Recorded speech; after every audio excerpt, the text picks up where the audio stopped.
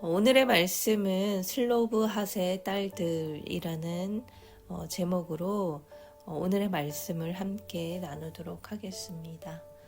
민수기는 백성들을 계수하라는 뜻입니다. 민수기에서 두 번의 인구조사가 기록됩니다. 첫 번째 인구조사는 민수기의 제일 첫 장인 1장에 애굽 땅에서 나온 둘째 해, 둘째 달, 첫째 날에 하나님이 시내산 회막에서 말씀을 하십니다. 이때 20세 이상으로 싸움에 나갈 자를 대상으로 계수를 했는데 60만 3천여 명이었습니다. 두 번째 계수는 부올의 일로 전염병이 난 후에 하나님이 모세와 엘르아살에게 20세 이상의 전쟁에 나갈 모든 자를 계수하게 하십니다. 그 수가 6만 1천여 명이었습니다. 첫째 계수와 거의 동일한 숫자입니다. 이는 광야 40년을 다 끝내고 가나안에 들어가기 직전 계수의 수입니다. 그런데 이 계수에서 첫 번째 계수한 이스라엘 자손은 여호수아와 갈렙을 제외하고 단 한 명도 들어가지 못합니다. 이스라엘은 앞세대 사람들이 반역하고 또 광야에서 힘들게 살았는데도 인구의 수가 거의 동일함을 보여줍니다. 이는 하나님은 노하기를 더디하시고 인자가 많아 죄악과 허물을 용서해 주시고 또 형벌 받을 자는 결단코 사하지 아니하시는 하나님의 공의와 사랑을 또 보여주십니다. 특히 첫 번째 인구조사는 20세 이상 싸움 나갈 자라는 표현이 14번이나 나타나지만 두 번째 인구조사에서는 단 한 번만 표현합니다. 왜냐하면 두 번째 인구조사의 목적은 가나안에서 땅 분배를 하기 위한 그래서 각 지파의 숫자를 파악하는 것이 목적이기 때문입니다.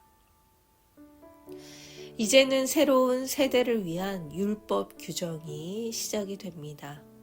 이 율법 규정은 모두 약속의 땅 가나안에 들어가면 지켜야 할 것으로 약속의 백성의 삶의 중요한 부분이 됩니다. 그 첫 시작이 슬로브핫의 딸들에 관한 설명으로 새로운 세대와 관련되어 새로운 규정에 대해서 말씀하십니다. 슬로브핫의 5딸은 모세와 제사장 엘르아살과 온 회중 앞에 서게 됩니다. 1절과 2절 말씀입니다. 요셉의 아들 므낫세 종족들에게 므낫세의 현손, 마길의 증손, 길르앗의 손자, 헤벨의 아들, 슬로브핫의 딸들이 찾아왔으니 그의 딸들의 이름은 말라와 노아와 호글라와 밀가와 디르사라. 그들이 회막문에서 모세와 제사장 엘르아살과 지휘관들과 온 회중 앞에 서서 이르되. 회중 앞에 서다는 말은 그들이 어떤 사연을 가지고 재판을 받기 위해 그들 앞에 선 것입니다. 앞서 민수기 20장에 계수되는 그 이스라엘 수에 이 사연이 소개되었습니다. 므낫세 자손 중에 아들이 없이 죽은 슬로브핫의 경우 예외적으로 딸들의 이름이 성경에 일일이 기록됩니다. 전통적으로 이스라엘에서는 한 지파의 기업으로 받은 땅은 다른 지파에 넘어가지 않고 아들에게 물려주었습니다. 그리고 딸들이 결혼할 때 아버지는 지참금을 주었습니다. 그런데 땅을 물려줄 아들이 없는 경우에는 어떻게 이것을 처리해야 하는지 문제가 생기게 됩니다. 그래서 슬로브핫의 딸들은 자신들의 기업이 있을 것을 확신하며 모세와 백성들 앞에 서서 기업을 달라고 요구합니다. 3절과 4절 말씀입니다. 우리 아버지가 광야에서 죽었으나 여호와를 거슬러 모인 고라의 무리에 들지 아니하고 자기 죄로 죽었고 아들이 없나이다. 어찌하여 아들이 없다고 우리 아버지의 이름이 그의 종족 중에서 삭제되리이까? 우리 아버지의 형제 중에서 우리에게 기업을 주소서 하매. 자신들의 아버지가 고라당처럼 하나님을 반역하는 죄를 짓지도 않았는데 단지 아들이 없다고 해서 그들의 아버지의 이름이 종족 중에서 삭제되면 안 되기 때문에 이 슬로브핫의 딸들에게도 기업을 달라고 요구합니다.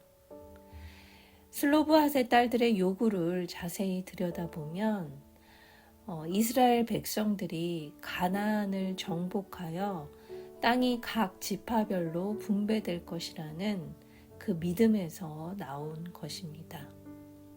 그 믿음이 있었기 때문에 자신의 종족이 받게 될 땅을 당당히 요구를 하게 됩니다. 이처럼 성도도 처지가 어렵고 또 은혜 받을 자격조차 없는 연약한 모습일지라도 예수 그리스도를 힘입어 당당히 은혜의 보좌 앞에 나아가야 합니다. 함께 묵상하길 원합니다. 내가 하나님께 구하고 기업으로 받아야 할 몫은 무엇입니까? 오늘 주님께 담대히 구하고 믿음으로 고백하는 하루가 되길 기도합니다.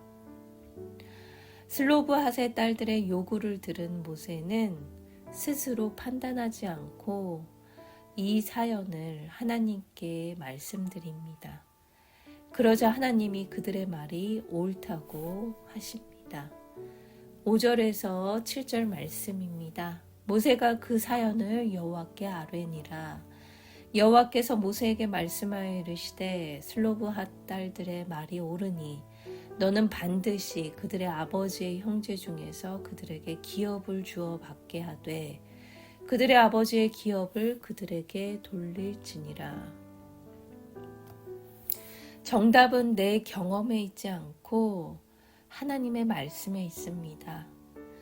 하나님의 말씀만이 모든 사람을 향한 절대적인 답입니다.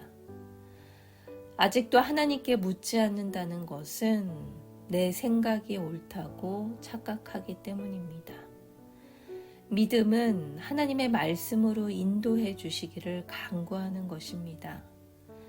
그러므로 성도는 사소한 일이라도 주께 물으며 아뢰며 말씀의 인도를 받아야 합니다. 함께 묵상하길 원합니다. 나는 사소한 문제도 하나님께 물으며 말씀의 인도를 구하고 있습니까? 내가 지금 하나님께 묻고 가야 하는 일은 무엇입니까?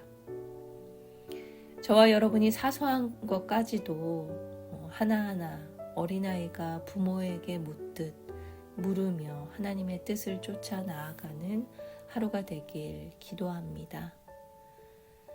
슬로브핫의 딸들은 묻고 나아감으로 그 딸들도 기업을 차지할 수 있었습니다. 그러면서 기업에 관한 규정도 주십니다. 그 규정은 어떤 사람이 아들이 없으면 그 기업을 딸에게 돌릴 것이고 딸도 없으면 그의 형제에게 줄 것이고 그의 형제도 없으면 가까운 친족에게 주라는 것입니다. 8절에서 11절 말씀입니다. 너는 이스라엘 자손에게 말하여 이르기를 사람이 죽고 아들이 없으면 그의 기업을 그의 딸에게 돌릴 것이요 딸도 없으면 그의 기업을 그의 형제에게 줄 것이요 형제도 없으면 그의 기업을 그의 아버지의 형제에게 줄 것이요 그의 아버지의 형제도 없으면 그의 기업을 가장 가까운 친족에게 주어 받게 할지니라 하고 나 여호와가 너 모세에게 명령한 대로 이스라엘 자손에게 판결의 규례가 되게 할지니라. 아멘. 슬로브핫의 딸들이 기업의 약속을 붙들고 올린 이 간청은 자신들과 같은 처지에 있는 다른 딸들을 살리는 상속법으로 응답이 됩니다. 나의 고난이 하나님의 말씀으로 해석되어야 비로소 그것이 구원을 위한 사건으로 인정이 됩니다. 그러면 그 안에 있는 내 죄가 보이게 됩니다. 주님을 믿는 성도는 이를 부끄러워하지 않고 영원한 그 구원의 기업을 주시겠다는 약속을 믿으며 담대히 이 증거를 나누어야 합니다. 그럴 때 하나님이 나의 고백을 사용하셔서 나와 같은 처지에 있는 많은 지체들을 살리는 말씀으로 응답하십니다.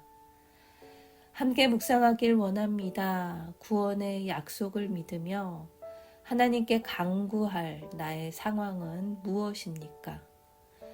또 나의 진실한 고백이 나와 같은 처지에 있는 지체들을 살릴 구원의 증언이 됨을 믿고 있습니까?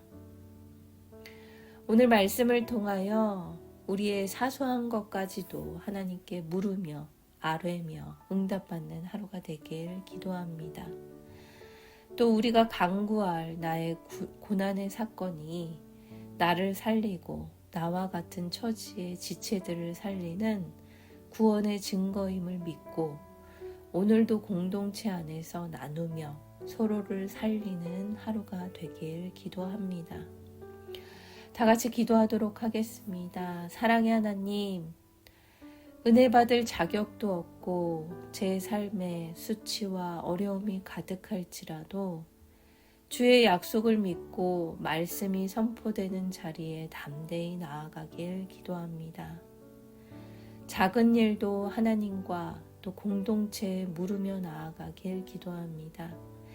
말씀의 인도를 받는 지혜를 모아 주시옵소서. 저의 믿음이 자라나 다른 사람들을 살리는 진실한 고백이 되길 원합니다. 나를 살리신 구원의 증거를 전하는 하루가 되길 기도합니다. 감사드리며 예수님의 이름으로 기도드립니다. 아멘.